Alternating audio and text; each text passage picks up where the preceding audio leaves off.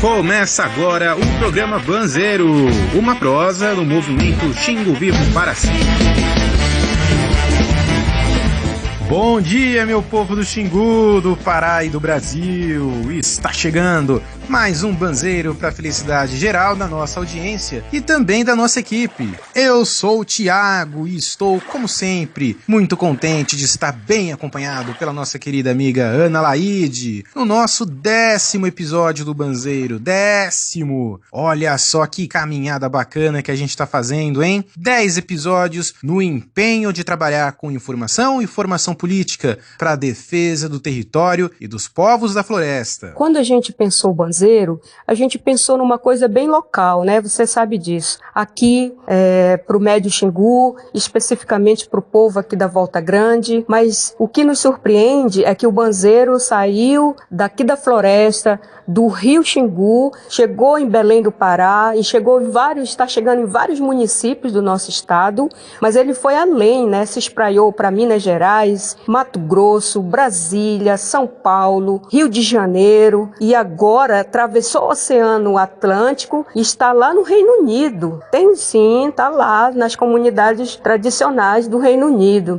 Além do mais, agora nós também atravessamos aqui a nossa floresta e estamos dialogando com os irmãos da Bolívia. Isso para nós é muito importante. Só faz a gente acreditar nesse trabalho, nesse reconhecimento e aí então seguir para frente, né? Então nosso grande abraço para todas essas pessoas que estão replicando o Banzeiro nas suas redes sociais, nas universidades e mais, eles estão contribuindo conosco, ajudando a gente a ter contato com pessoas como o Ailton Krenak, o pessoal ligado à CPT do Mato Grosso. Então, assim, é uma rede que está se evoluindo muito, né, nessa perspectiva de fazer um trabalho social voltado para os povos e comunidades tradicionais. É isso aí, Ana. É muito importante a gente se fortalecer nas nossas redes de resistência e afetos. Além de ser uma honra, claro. Um abraço aí pra toda a gente parceira e guerreira, pelo Brasil e pelo mundo afora. Mas olhem só, gente, já é o 2º programa de outubro, mês do Círio. Quem aí curte o evento do Círio? Eu, que vim pro Pará recentemente, ainda não entendo muito bem, é muita novidade pra mim, né? Mas a Ana, você que é super raiz daqui, como foi pra você o Círio este ano? Curtiu? Boa pergunta, Thiago.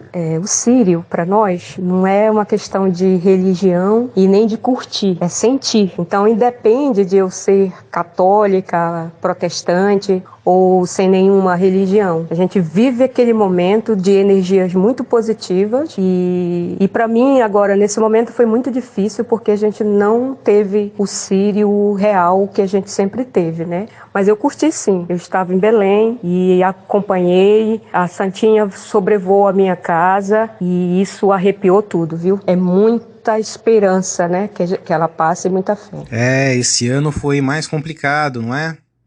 E pensar que se a gente tivesse tido uma política pública decente, honesta e correta para lidar com a pandemia desde lá atrás, quando começou, quem sabe agora as pessoas não teriam apreciado o Círio como bem quisessem, com bastante saúde e segurança, não é mesmo? Como diria minha avó, só a gente se pegando com Nossa Senhora de Nazaré mesmo para sobreviver esse ano pandêmico. Parece que 2020 resolveu colocar nossa fé no mundo à prova. Vem viver o Círio de Nazaré, sentir esse cheiro cheiroso que exala do lírio mimoso. É a Amazônia festejando a fé. Vem no túnel de mangueiras, com chuva de papel picado. Entra na corda do amor e diz à mãe muito obrigado. E falando em provações, vamos entrando em um outro assunto de que a gente também quer tratar aqui hoje. Olha só, Ana, no final de setembro, a gente falou aqui no Banzeiro sobre aquele hidrograma de consenso. O famigerado hidrograma de consenso, lembra? Eu não vou me cansar de repetir que de consenso essa coisa não tem nada. É consenso só na cabeça dos executivos da Norte Energia, que querem enfiar a goela abaixo da Volta Grande do Xingu um regime que tira mais de 80% da nossa água. Olha só, imagine você que nos ouve aí, que nesse verãozão de lascar que tá, esse calorzão de racha-coco, você bebe, digamos, 5 copos de água por dia. Aí vem a Norte Energia e diz que, para eles, a Norte Energia ganhar dinheiro, você vai ter que beber um copo só. É isso que querem fazer com o Xingu e com todos os seres vivos que vivem no rio e dependem do rio. Vocês lembram também que a gente comentou que isso só não está acontecendo ainda porque o IBAMA mandou a empresa aplicar uma vazão alternativa, ou seja, um regime que faz passar um pouco mais de água. Então é tipo assim, em vez de um copo só por dia, pode ficar com 2. Só que esse tanto, nem de longe, é suficiente para manter a vida do rio e dos peixes. Lá pelo dia 5 desse mês, a ANESA mandou um zap pro povo da Volta Grande, dizendo que o nível da água ia baixar ainda mais, por causa de Belo Monte, do tempo e todas as outras mentiras. Mas o pior, que a gente ficou sabendo só depois, é que uns dias antes eles foram na justiça para derrubar a ordem do IBAMA que garantiu esse pouco de água a mais. Não dá pra acreditar, né? O povo nesse perrengue todo e a Norte Energia enfiando a faca nas nossas costas. Ainda bem que o juiz negou essa ação. Como a gente vai pedir pro Felício Pontes, que é procurador do Ministério Público Federal, explicar aqui pra nós. Bom dia, Felício! Bem-vindo aqui ao Banzeiro! Olá, Ana, olá, Tiago e todo o nosso povo do Xingu. É uma alegria muito grande estar com vocês e conversar sobre a nossa Volta Grande, né? Esse nosso ecossistema tão precioso que está sob ameaça mais do que antes. Hoje a ameaça é bem maior, porque a Norte Energia entrou com mandado de segurança em Brasília contra o ato do presidente do IBAMA, que não concedeu agora o hidrograma de consenso. Todo mundo lembra, na época da construção de Belo Monte, o hidrograma de consenso é uma escala que eles fazem de divisão de águas, dizendo que a água que vai passar pelo canal artificial, levando para as turbinas da usina a água do Xingu, seria maior do que aquela que passaria pela Volta Grande do Xingu. Quer dizer, a Volta Grande do Xingu, que já está super atingida com a construção de Belo Monte, ficaria ainda quase que inviável a sua sobrevivência. Nós estamos falando de um ecossistema considerado pelo Ministério do Meio Ambiente, quer dizer, pelo próprio governo, de importância biológica extremamente alta. O que quer dizer isso? Quer dizer que são lugares dentro da Amazônia que plantas e animais só existem lá. E que se o fluxo normal de água não continuar na Volta Grande do Xingu, esses animais, essas plantas seriam destruídos, seriam aniquilados. Ocorreria um verdadeiro ecocídio. Então eles entraram com essa ação na Justiça Federal aqui em Brasília, não conseguiram na primeira instância e recorreram para a segunda instância, onde nós, do Ministério Público Federal, já falamos e estamos esperando a decisão do desembargador e esperamos todos que seja no sentido de que não se repasse mais água para o canal artificial de Belo Monte do que pela Volta Grande, porque isso significa o fim, um ecocídio na Volta Grande do Xingu. A gente queria aproveitar a sua participação aqui no Banzeiro para falar de um assunto que a gente considera muito importante. A gente estava discutindo nos programas anteriores o absurdo que é isso de Belo Monte achar que pode fazer o que quiser no Xingu, que para nós é um ser vivo. Porque o Xingu, assim como todos os rios, tem seus ciclos que precisam ser respeitados, assim como a floresta, os bichos e tudo que a gente conhece como sendo a natureza. Eu lembro que em 2011 você fez uma ação contra Belo Monte falando que o Xingu também tem direitos, que são os direitos da natureza. Poderias explicar isso pra gente? Isso mesmo. O caso da Volta Grande do Xingu foi o primeiro a ser levado à justiça brasileira tratando dos direitos da natureza. E eu acho que é muito simples a gente explicar, principalmente ao nosso povo do Xingu, que tem a natureza como uma entidade, como um sujeito de direito de verdade, embora não seja esse o pensamento dominante, o pensamento da nossa colonização europeia que chegou ao Brasil. Mas é muito fácil perceber, olha só, quando os primeiros abolicionistas brasileiros do século XVIII proclamaram que os escravos eram sujeitos de direito, eles foram ridicularizados. No mesmo sentido, foram ridicularizados os defensores do direito ao voto para mulheres e pobres no início do século XX. Mas em todos esses casos, a sociedade civil ganhou e obteve incalculáveis ganhos. Agora, a humanidade caminha para o reconhecimento da natureza como sujeito de direito. A visão antropocêntrica utilitária está superada, o que significa dizer que os humanos não podem mais submeter os recursos da natureza a uma exploração ilimitada, porque essa exploração colocou em risco a própria humanidade. Daí, a necessidade de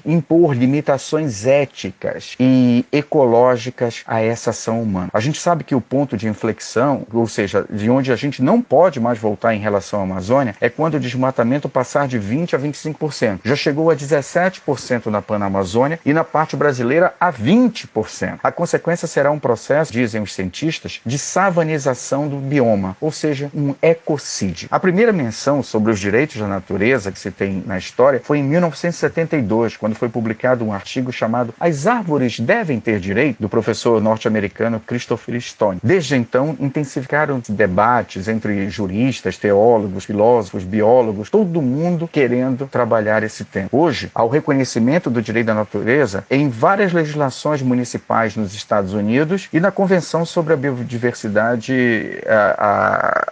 que foi assinada durante a ECO 92. Todos nós lembramos disso. Mas tem mais. Nas constituições da Bolívia e do Equador, esta tese já foi até encampada. Sabe o que diz a Constituição do Equador? Para vocês verem que é uma coisa super simples. Diz assim: a natureza, ou Pachamama, onde se reproduz e realiza a vida, tem direito a que se respeite integralmente sua existência e a manutenção e regeneração de seus ciclos vitais, estrutura, funções e processos evolutivos. É aí que está o direito da natureza, entendeu? Então ela diz que a Pachamama, onde se realiza a vida, tem direito a que se respeite esse ciclo. Mas não é só na legislação. No campo da jurisprudência, eu destaco uma decisão da Corte Constitucional da Colômbia no ano retrasado. Em uma ação proposta por 25 jovens, o governo colombiano foi condenado a apresentar um plano para zerar o desmatamento da Amazônia colombiana, que é responsável, entre outras coisas, pelo abastecimento da capital Bogotá. Então, nós já temos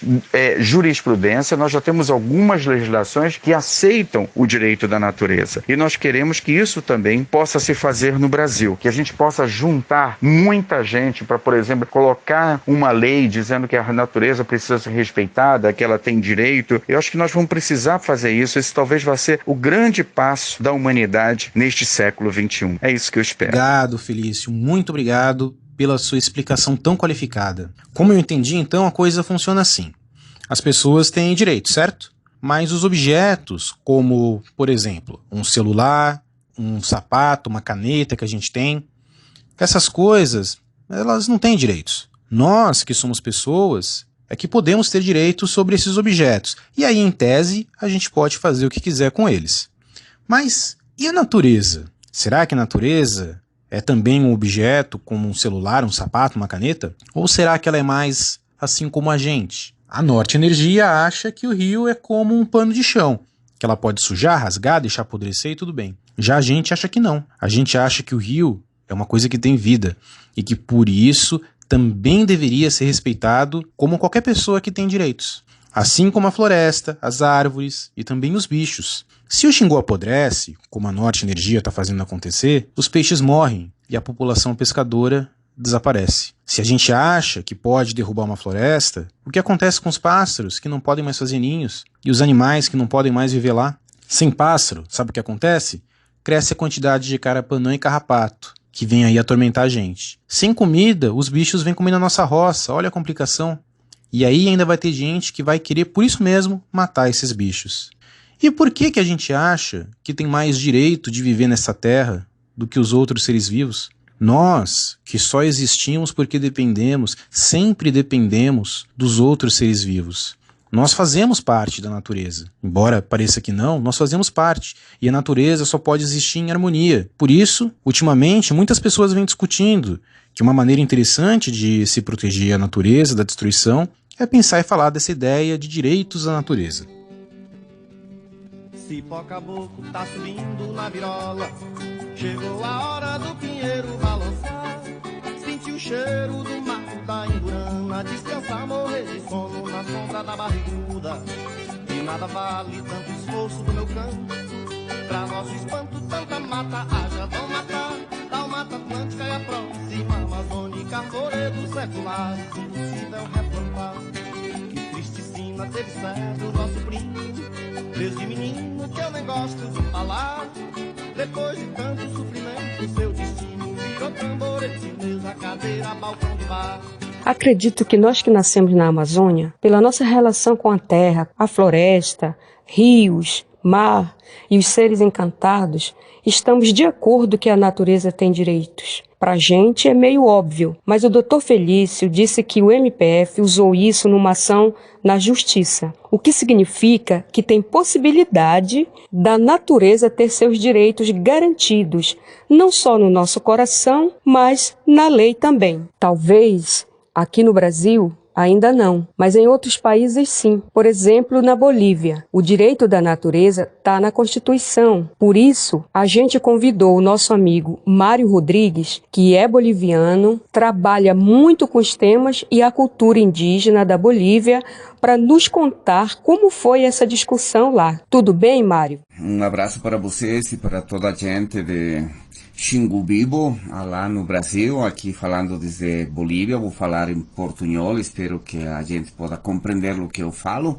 pois falar dos direitos da natureza é um tema muito amplo, mas é um elemento importante, fundamental, entender que o debate sobre nosso relacionamento com a natureza e colocar a natureza como um sujeito, como uma pessoa com quem estabelece relações e, portanto, a natureza tem direitos, bem dos modos de vida, das cosmovisões, dos jeitos de viver, principalmente dos povos indígenas, dos povos que, para a sua regeneração da vida, o cuidado da vida, dependem de um vínculo relacional, complementário, harmonioso, poderíamos falar, mais equilibrado, principalmente com a natureza, e que coloca a natureza como um sujeito vivo, uma pessoa com quem estabelece relações, uma pessoa global, como essa Mãe Terra, a Pachamama, como falamos aqui na Bolívia, mas também pessoas individuais, os árvores,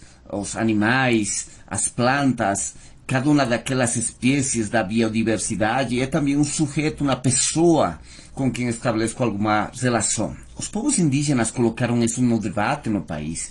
E na Constituição do ano 2009, a Constituição Política do Estado da Bolívia, recorreu aquele jeito de entender a vida por os povos indígenas e incorporou a ideia de que as pessoas têm direito a um meio ambiente saudável, protegido e equilibrado.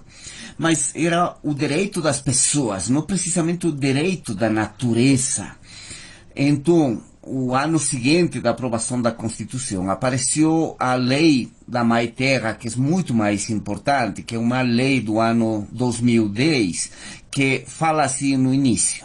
A presente lei tem por objeto esclarecer e estabelecer a visão e os fundamentos do desenvolvimento integral em harmonia e equilíbrio com a Mãe Terra para viver bem, para bem viver, garantizando a continuidade da capacidade de regeneração dos componentes e sistemas de vida da Mãe Terra, recuperando, fortalecendo os saberes locais e os objetivos do desenvolvimento integral como meio para lograr o bem viver, as bases para a planificação, a gestão pública e inversões e o marco institucional estratégico para a sua implementação. Então aparece a natureza como sujeito, mas não aparece a natureza como separada dos seres humanos, sino em relação dos seres humanos. Então a lei da Mãe Terra na Bolívia coloca um elemento principal, é que para falar de Mãe Terra tem que falar de uma relação equilibrada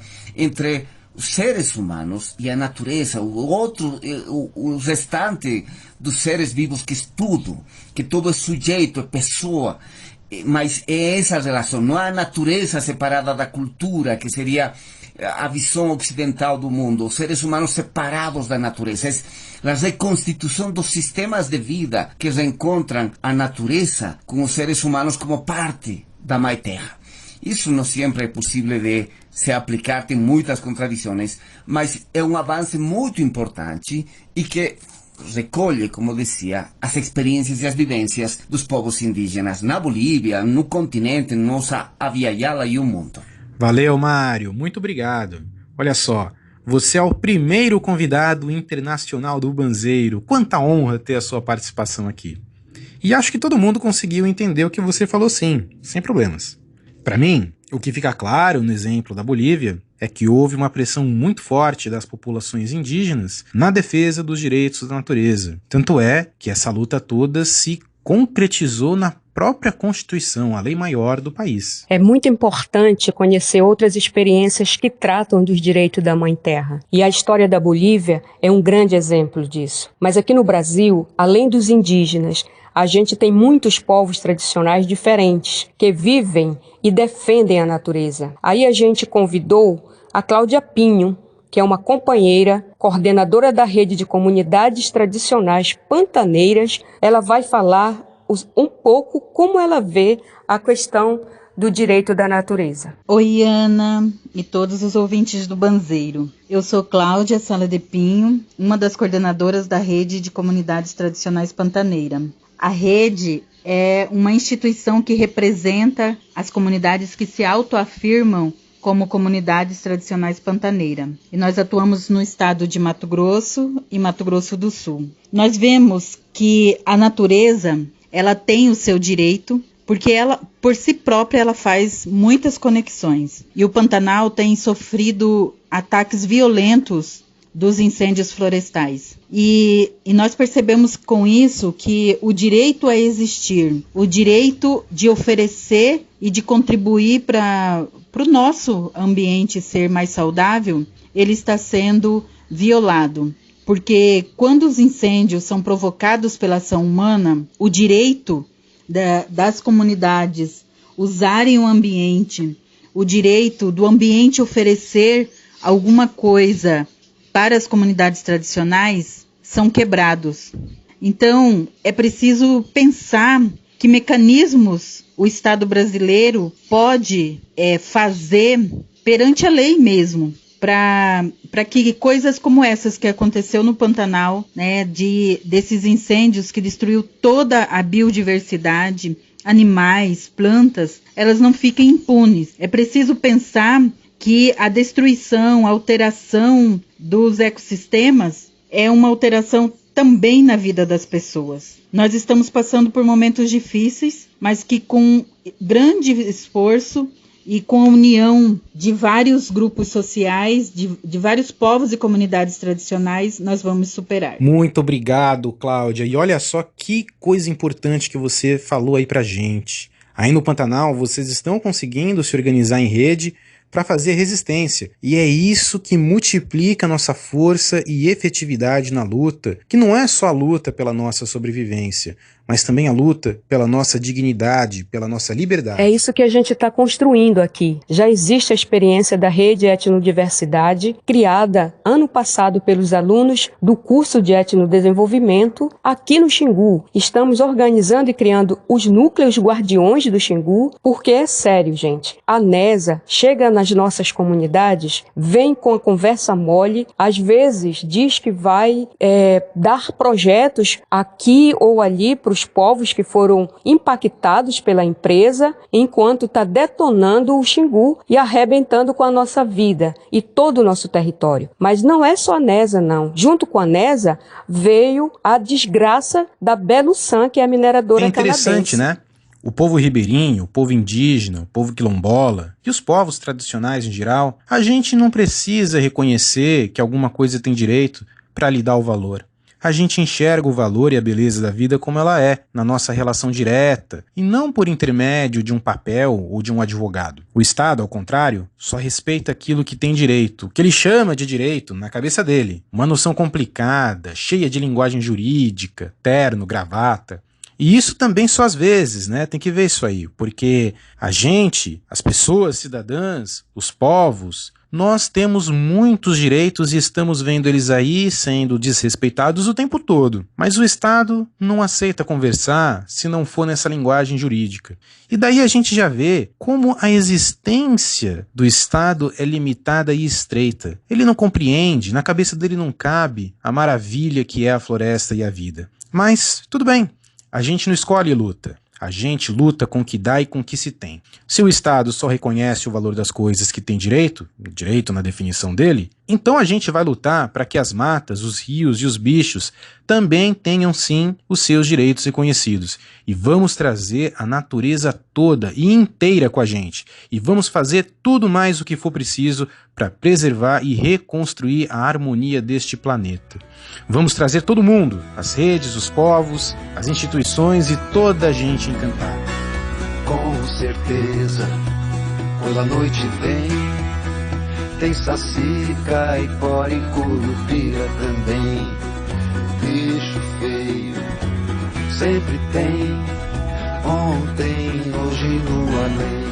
É isso aí, minha gente. Queria dizer que este tema que o Banzeiro trouxe hoje é muito importante. É a nossa vida, a nossa prática, o direito da Mãe Terra. É a solidariedade com o planeta, para que futuras gerações possam vir e encontrar um planeta ainda sadio. Mas isso depende da nossa luta, de nós, dos encantados, da Nossa Senhora de Nazaré, para fazer resistência e defender nossos direitos e da Mãe Terra.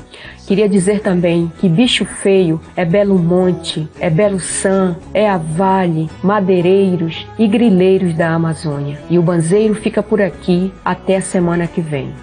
É isso aí, gente! Um abraço para nossa querida audiência e um agradecimento especial para as pessoas que colaboraram tão gentilmente com o Banzeiro de hoje. Felício, Mário, Cláudia, muito obrigado pela participação. Tchau, tchau, gente! Tchau, tchau! Todo mundo tem uma história estranha pra contar também. Sempre alguém assustando alguém, ontem, hoje no além.